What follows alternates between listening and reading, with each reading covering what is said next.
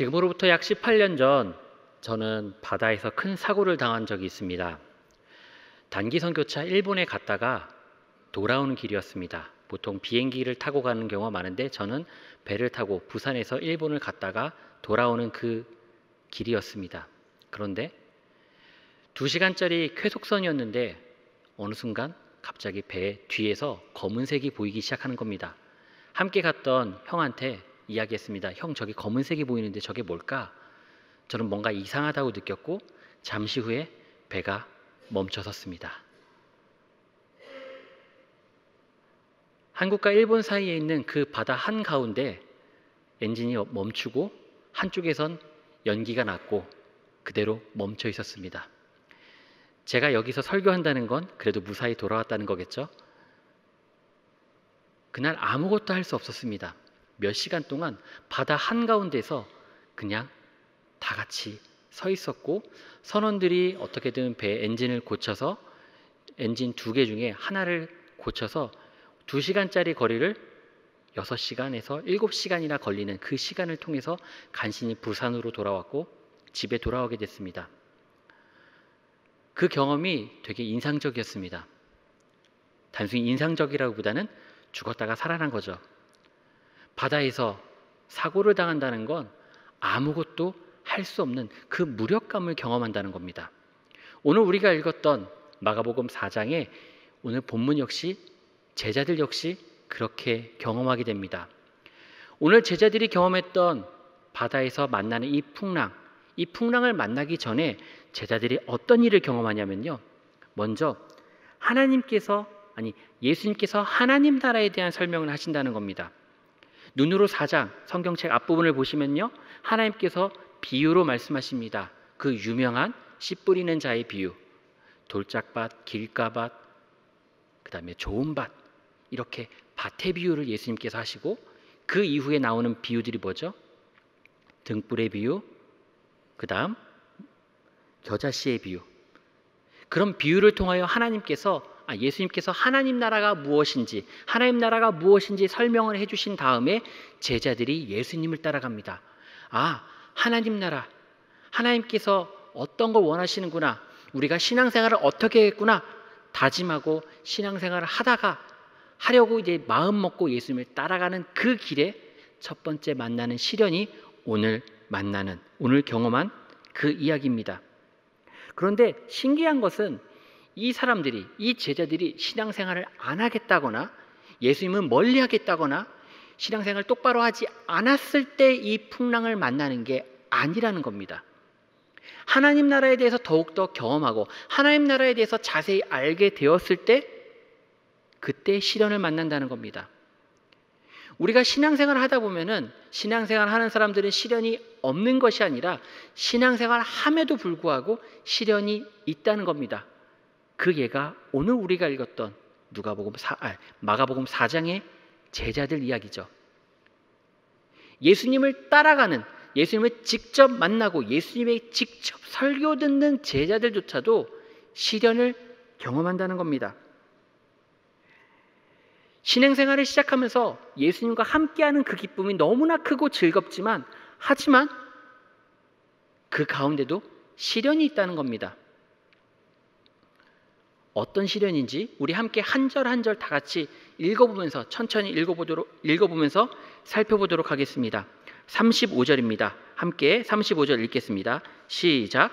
그날 저물 때 제자들에게 이르시되 우리가 저편으로 건너가자 하시니. 자, 그날은 언제일까요?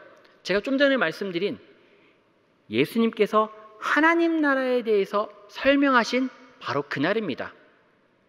하나님 나라에 대해서 설교를 들었던 설명 들은 지 2년 3년 된 것도 아니고 바로 그날 하나님 나라에 대해서 너무나 잘 알게 되었던 바로 그날 일이 시작됩니다.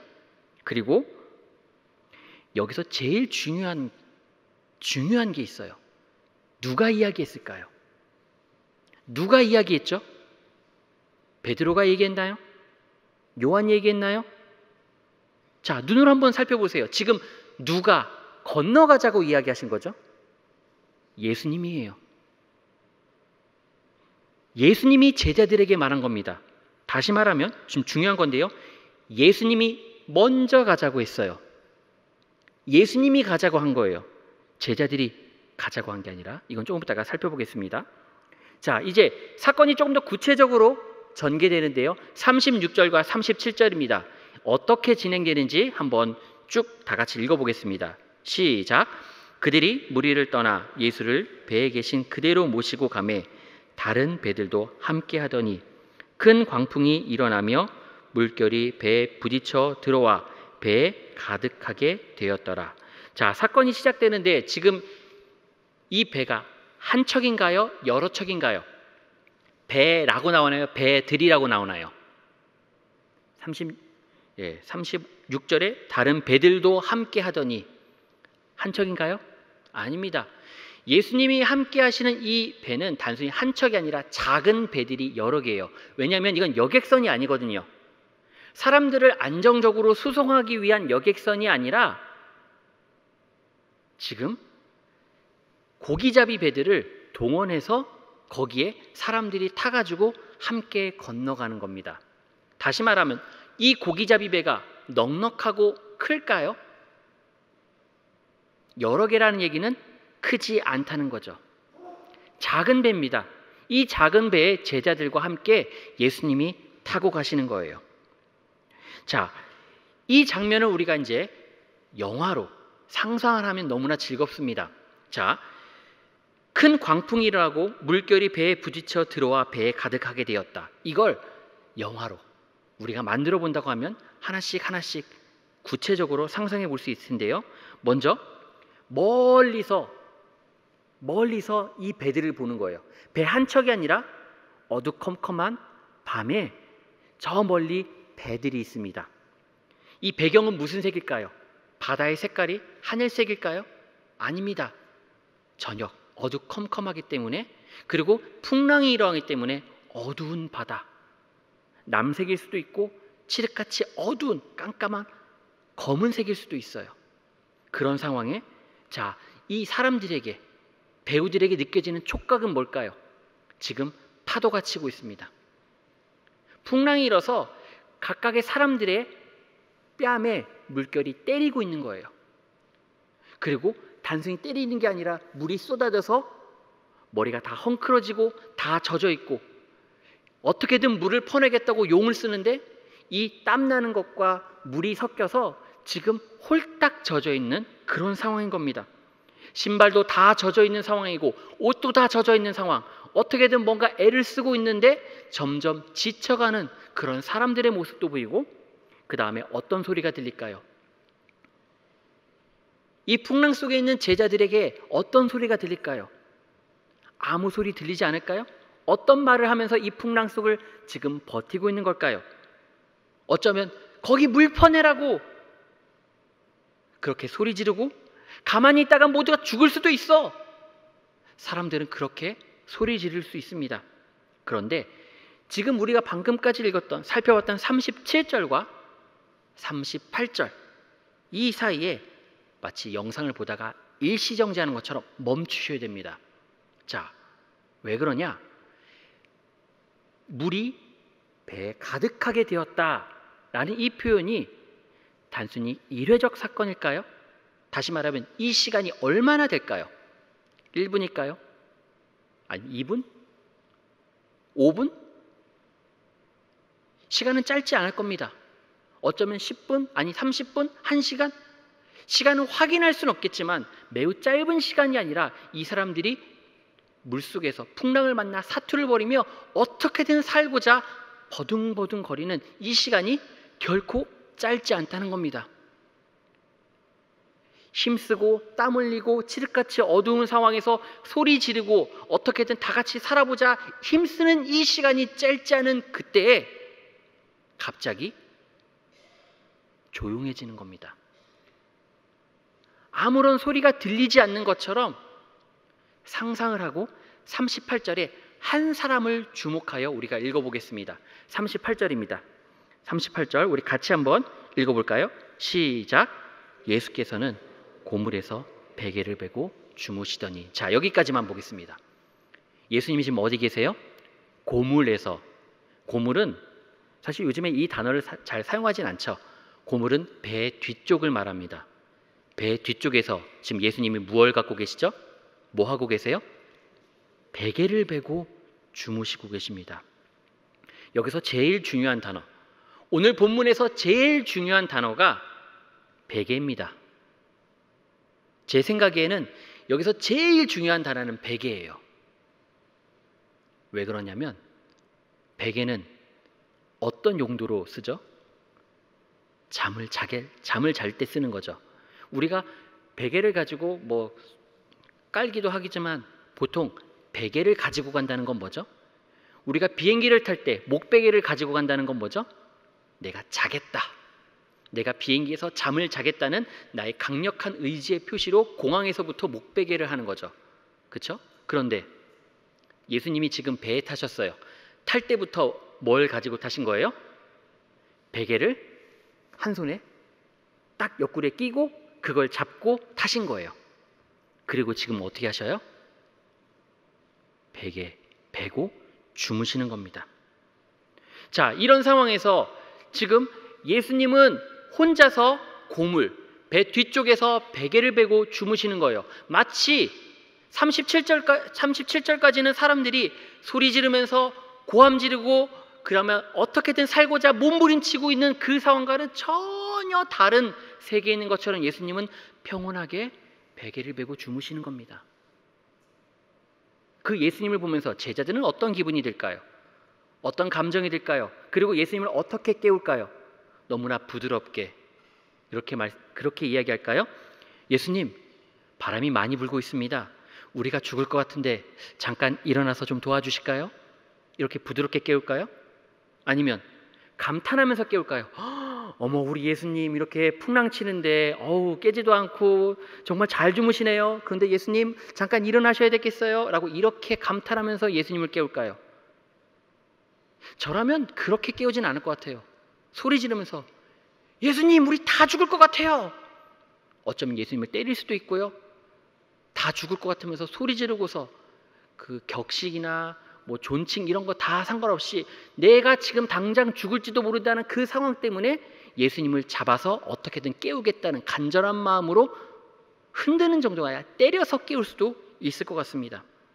자, 그래서 우리가 38절 뒷부분에 어떻게 제자들이 깨우죠?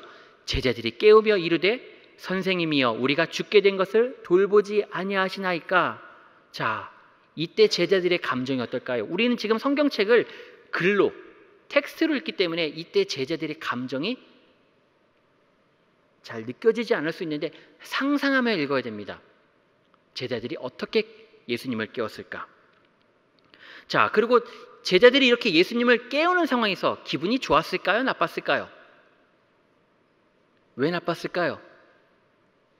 본문 시작하면서 우리가 살펴봤죠. 35절 누가 가자고 했어요? 예수님이 가자고 했거든요. 예수님이 가자고 했어요. 예수님이 이거 몰랐을까요?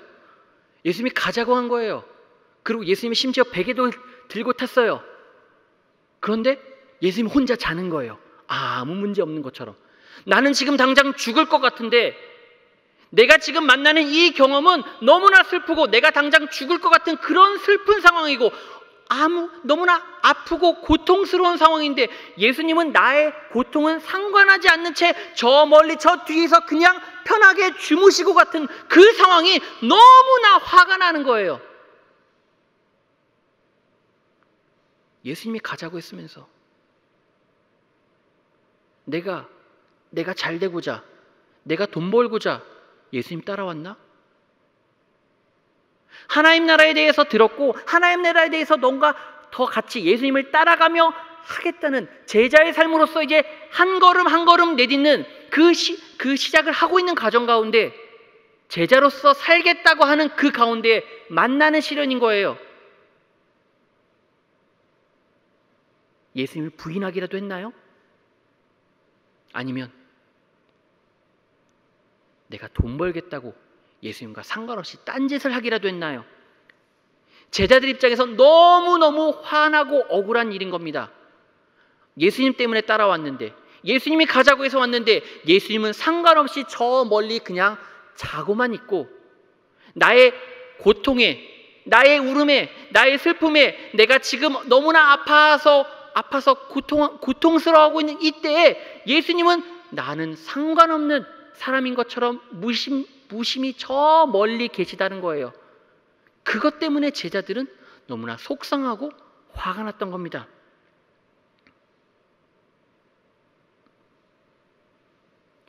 지금 바람이 불고 파도가 쳐서 내 옷은 다 젖어가고 있고 내 몸은 다 망가져가고 있고 내 몸과 옷과 모든 상황들, 아니 감정적인 것, 내 정서적인 것, 그 모든 것들이 다 무너져가는 그때에 예수님은 함께하지 않는 것 같은 그 상황에서 예수님께 소리 지르는 거죠. 왜 나를 돌보지 않습니까? 대체 당신은 지금 무엇하고 있는 겁니까? 예수님이 오자고 했잖아요. 내가 신앙생활 시작할 때, 내가 지금 주님을 위하여서 헌신할 때 내가 욕심 부리려고 하다가 이런 일을 경험하는 건가요? 왜 내가 하나님 나라를 위하여, 내가 교회를 위하여 신앙생활 하다가 이런 시련을 주십니까? 라고 제자들은 반문할 수 있다는 겁니다. 그런 난리가 난 상황이에요. 근데 이런 나를 보고 화가 나고 억울하고 답답한 이런 나를 보고 예수님이 뭐라고 말씀하신 걸까요? 종훈아, 힘들었지? 아프지? 위로해 주시는커녕 예수님이 대뜸 소리를 지르십니다. 그게 39절인데요. 같이 한번 읽어볼까요? 시작. 예수께서 깨어 바람을 꾸짖으시며 바다더러 이르시되 잠잠하라 고요하라 하시니 바람이 그치고 아주 잔잔하여 지더라. 예수님이 일어나셔서 고생했다, 몰랐어, 미안해, 이런 이야기를 하시는 게 아니라 일어나셔서 말합니다. 좀 조용히 하자. 시끄러워서 잠을 잘 수 없네. 마치 이런 것처럼 이야기하시는 거죠. 잠잠하라, 고요하라. 부드럽게 잠잠하라, 고요하라, 이런 뉘앙스를 쓸까요? 예수님이 어떻게 말씀하셨는지 모르겠지만 예수님이 하신 말씀은 단순합니다. 조용히 해라. 조용히 해라. 자, 그런데 여기서 우리가 생각을 해야 되는 게 지금 예수님께서 하신 이 말을 누구한테 하는 걸까요? 예수님이 잠잠하라, 고요하라 라고 말씀하셨는데 예수님이 누구한테 하는 걸까요? 바람과 파도에게 하는 걸까요? 예, 그렇게 우리가 이해할 수 있습니다. 그런데 바람과 파도가 말을 하고 말을 알아듣나요? 아니요, 그렇지 않습니다. 그러면 누구 들으라고 이 얘기를 하는 걸까요? 그 옆에 있는 제자들 들으라고 하는 겁니다. 무슨 얘기냐면 이런 겁니다.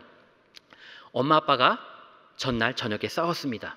그리고 다음날 아침이 되어서 아빠가 출근할 때 엄마가 집에 있는 강아지 보고 이야기하는 거죠. 저 밥만 처먹는 강아지. 자, 무슨 얘기예요? 지금 강아지한테 하는 얘기일까요? 아니면은 출근하는 아빠한테 하는 얘기일까요?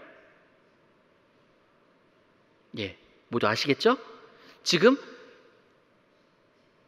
예수님이 바람과 파도에게 하는 거지만 지금 누구한테 하는 거예요? 조용히 하라고 제자들에게 이야기하는 상황인 겁니다. 제자들에게 정말 하고 싶었던 이야기, 조용히 하라가 아니라 그들이 뭘 해야 되는지, 뭐가 잘못됐는지 그 다음 40절에 이야기 나옵니다. 예수님께서 이야기하시죠. 읽겠습니다. 시작. 이에 제자들에게 이르시되 어찌하여 이렇게 무서워하느냐? 너희가 어찌 믿음이 없느냐 하시니. 자, 예수님께서 왜 이렇게 두려워하냐? 너희들의 믿음이 없느냐? 왜 이렇게 없느냐라고 물어보셔요. 어쩌면 화를 내시는 걸 수도 있고 질책하시는 걸 수도 있습니다. 그런데 여기서 중요한 건 믿음이 조금 있다는 건가요? 아예 없다고 말하나요? 아예 없다는 겁니다. 왜 이렇게 믿음이 적은 자들아 라고 말씀하시는 게 아니라 믿음이 없다, 아무것도 없다 라고 이야기하는 겁니다. 아예 없다. 하나도 없다라고 이야기하시는 거예요. 그러면서 질책하시는 거예요. 너희가 지금까지 나와 다니면서 보았던 것이 무엇이고 들었던 것이 무엇이냐? 마가복음 1장에서부터 4장까지 봤을 때 예수님께서 병자를 고치시고 그리고 귀신을 내쫓으시며 하신 말씀들이 있는데 너희가 지금까지 살펴본 것들이 도대체 무엇이냐? 지금까지 보고 경험하고 심지어 4장 앞부분에서 하나님 나라의 이야기를 들었는데 도대체 너희에게 믿음이 아무것도 없다. 대체 지금까지 뭐 한 거냐? 예수님께서 질책하시는 겁니다. 왜 질책하시는 걸까요? 왜 예수님이 질책하시는 걸까요? 예수님이 가자고 했고 순종해서 왔으면 그러면 그 예수님께 와서 예수님이 어떤 분인지 알고 예수님께 물어봐야 되는데 제자들은 이 문제가 생겼을 때 첫 번째 시련이 생겼을 때 풍랑을 만났을 때 제자들이 하는 반응이 뭐였죠? 제자들이 할 수 있는 것을 최선을 다해서 자신들이 정한 방식과 자신들이 원하는 것으로 어떻게든 애를 쓰며 힘쓰며 물을 퍼내고 그렇게 하다가 예수님 보고 뭐라는 거죠? 예수님 왜 우리를 돌보지 않으십니까? 라고 따져 묻는 거죠. 마치 본문에 나와 있지 않지만 예수님한테 뭐라도 하나 쥐어주고서 물 푸세요 할 것처럼 지금 제자들은 예수님한테 그렇게 따져 묻는 겁니다. 앞에서 마가복음 1장, 2장, 3장, 4장을 봤을 때 예수님이 어떤 분인지 분명히 알고 있었다면 이들에게 요구되는 행동이 뭐였을까요? 다르게 말하면 지금 제자들이 요구하는 건 뭐냐면 내가 정한 정답이 있는 거예요. 내가 원하지 않는 그 삶의 문제를 경험했을 때 내가 환난을 경험했을 때 그 앞에서 내가 원하는 방식이 있고 그것대로 해야 되고 그것대로 문제가 해결돼서 딱딱딱 착착착 다 해결돼야 되는데 그거대로 되지 않을 때 화가 나서 예수님께 따져 묻듯이 지금 이야기를 하면서 톡 쏘며 이야기하는 거죠. 그리고 예수님께 따져 묻는 겁니다. 주님, 내가 예수님 따라왔는데 이게 무슨 말입니까? 광풍이라니요, 풍랑이라니요, 말이나 되는 소리입니까? 어찌하여 나에게 이런 시련을 주십니까? 하고 예수님께 따져 묻는 거죠. 나의 인생에 이런 것들은 계획에 있지 않았습니다. 나는 이걸 원하지 않았습니다. 그런데 왜 나에게 이걸 주시는 겁니까? 예수님께 따져 묻는 겁니다. 예수님을 협박하기도 하고 혹은 예수님을 달래기도 하면서 예수님께 내 방식을 강요하는 거죠. 제자로서 살아가는 건 이런 게 아닌 것 같습니다. 이런 시련이 있는 게 아닌 것 같습니다. 이제 일어나서 이 문제를 없애주세요. 해결해주세요. 그런 마음으로 제자들이 예수님을 깨운 것 같습니다.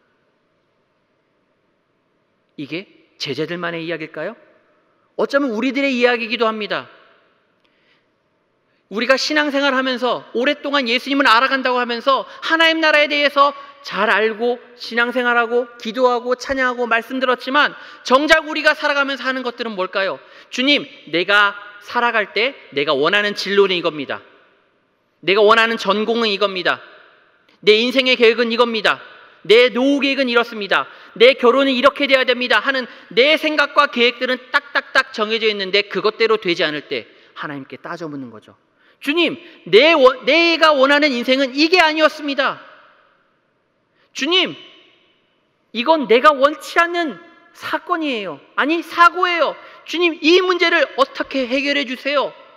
예수님께, 하나님께 따져 묻는 거죠. 이건 내가 원하는 게 아니었다고요.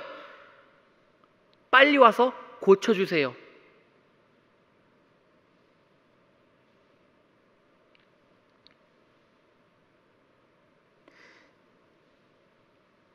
우리는 우리가 경험하는, 우리가 원치 않는 사건을, 우리가 원치 않는, 계획하지 않는 사건을 경험할 때 어떻게 반응합니까?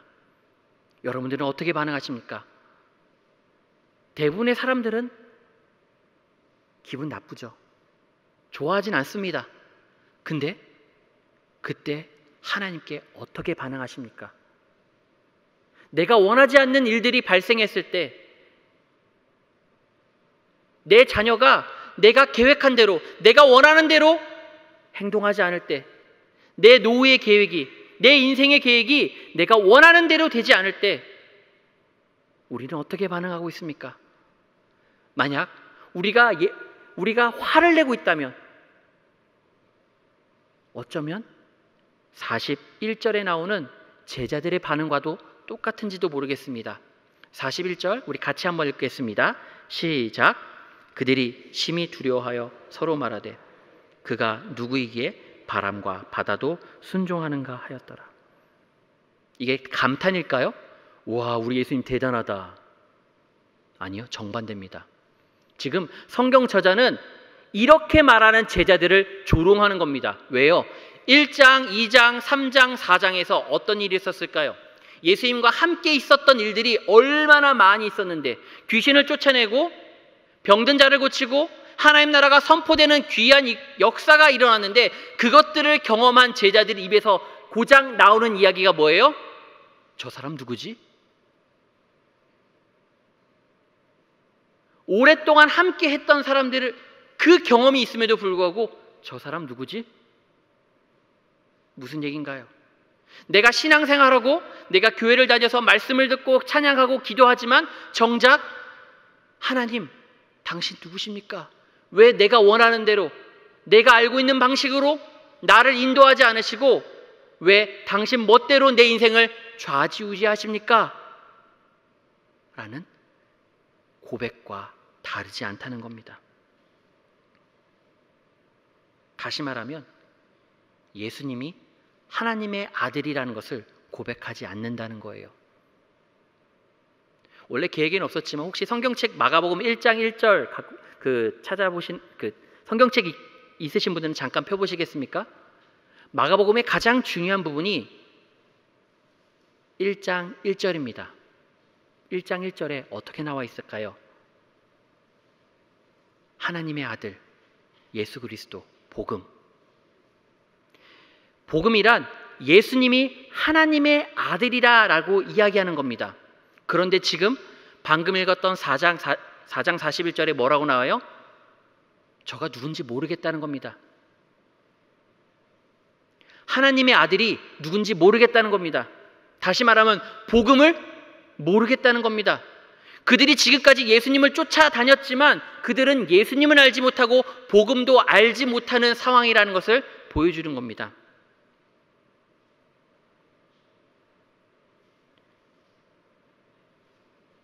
믿음을 갖고 있는 사람들, 신앙생활을 하는 사람들도 시련을 겪게 됩니다. 누구나 이 시련을 겪게 되는 겁니다. 의도치 않지만, 원치 않았지만 시련을 경험하게 되고 문제를 경험하게 됩니다.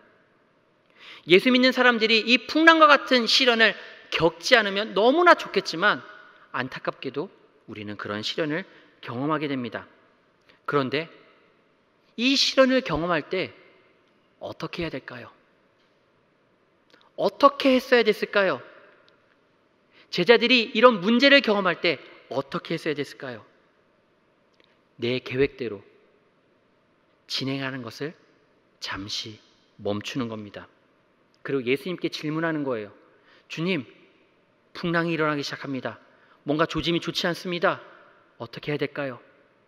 내가 할 수 있는 것을 다 하고 내가 계획하고 내가 원하는 방식으로 다 한 다음에 그래도 안 되기 때문에 이 문제를 어떻게든 애쓰고 용쓰다가 해볼 것 다 하고 마지막에 와서 예수님께 와서 안 됩니다 라고 하는 것보다 먼저 예수님께 와서 이야기하는 거예요. 왜요? 1장, 2장, 3장에서 예수님에 대해서 알았잖아요. 그가 누군지 경험했잖아요. 그러니까 예수님께 가서 묻는 거예요. 예수님, 풍랑이 옵니다. 시작부터 이야기를 하는 거예요. 예수님이 가자고 해서 왔습니다. 주님, 이게 문제가 시작됩니다. 어떻게 해야 될까요? 단순히 따져 묻고 예수님께 화를 내는 것이 아니라 물어보는 거죠. 주님, 제가 혼자 해도 될까요? 이걸 내가 이겨낼 수 있을까요? 주님 주신 능력으로 우리가 버텨내면 이 풍랑이 잠잠해질까요? 예수님께 물어보는 겁니다. 그리고 그 묻는 것 자체가 한편으로는 예수님을 의지하는 것이죠. 우리가 다윗에 대하여 잘 알고 있는 거잖아요. 갈까요 말까요? 전쟁을 하러 갈까요 말까요? 어찌 보면 너무나 작은 사소한 것 하나까지도 주님의 뜻을 묻는 그 다윗의 모습이 우리가 따라가야 할 제자의 모습인지도 모르겠습니다. 내가 결정하고 예수님께 통보하는 방식이 아니라 예수님께 물어보는 삶, 그게 어쩜 우리가 배워야 할 첫 번째 시련에서 배워야 할 제자의 덕목일지도 모르겠습니다. 우리가 인생의 풍랑을 경험하는 과정에 이 고통이 너무나 클 수 있습니다. 사람마다 경험하는 그 풍랑이 너무나 다양하고 그 고통이 다 차이가 있습니다. 그런데 아까 제가 말씀드렸던 오늘 본문에서 제일 중요한 단어가 뭐라고 했죠?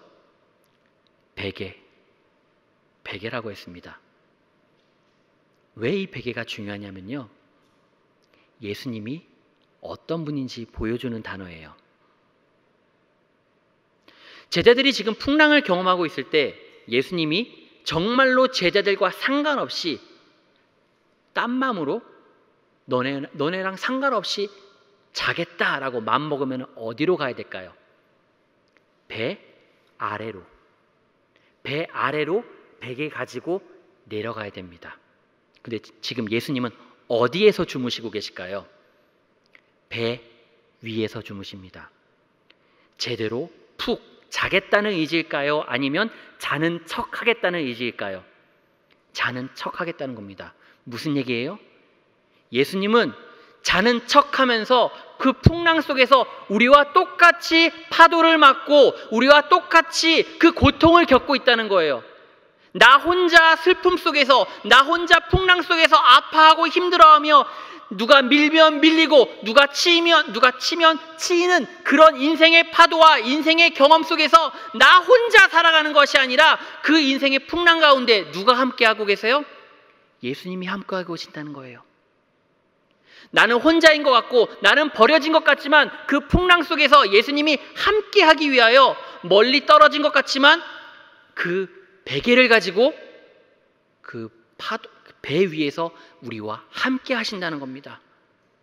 그 풍랑 속에 우리는 버려진 것이 아니라 그 풍랑 속에서 함께 하고 계신다는 거예요.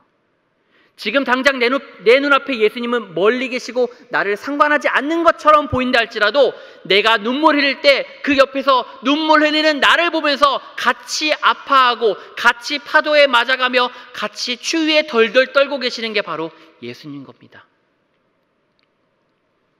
우리가 이 시련을 경험할 때, 풍랑이라는 시련을 경험할 때 예수님께 똑같이 예수님을 의지하지 못하고 예수님을 바라보지 못할 수도 있어요.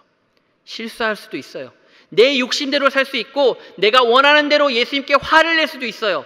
그런데 그 예수님은 배 위에서 꿋꿋이 우리와 함께하고 계십니다. 우리가 소리 지르고 고래고래 힘들어하고 아파하는 그 상황 속에 예수님이 함께하고 지켜보고 계십니다.